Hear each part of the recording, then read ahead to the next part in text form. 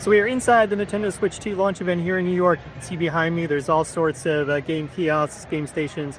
We can try out the hardware, test out some of the new titles.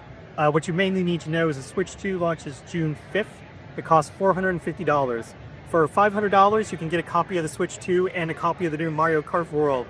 Think of Mario Kart World as sort of Mario Kart 8 meets an open world Mario Kart game. There are portions of the game where you can drive off the track, discover all sorts of hidden nooks and crannies, or you can play the Mario Kart Grand Prix, but you could essentially go from race to race and you keep driving from race to race. It has 24 racers and you need to maintain a certain placement in the top 24 to continue on from race to race. We also played Donkey Kong Bonanza. Donkey Kong Bonanza is the latest in the run and jump platform series. In this game, Donkey Kong can essentially pulverize all of his surroundings. It's all set in this underground universe, and you essentially discover the world as you go through it and sort of make your own pathways through the world, as opposed to sort of the challenge of jumping from place to place. And we also played Dragon Drive, which is a game that uses the Nintendo Joy-Con controllers, but it uses those as a mouse. So think of like a PC mouse, and you're using the Joy-Cons, you're using them flat on a table. This is sort of a 3-on-3 game in which you are in sort of these futuristic wheelchair-type contraptions playing a game of basketball. I also played the new Metroid Prime 4. It's a little easier to get used to the Joy-Cons as a mouse.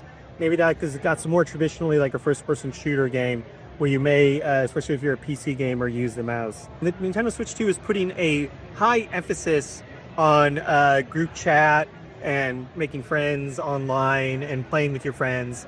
There is a new C button on the Switch, and that C button essentially enables you to jump into a chat with your pals. You can see them if you want to. Some games like Mario Party Jamboree will put your heads in real time over your characters. So that's kind of fun and that's kind of neat.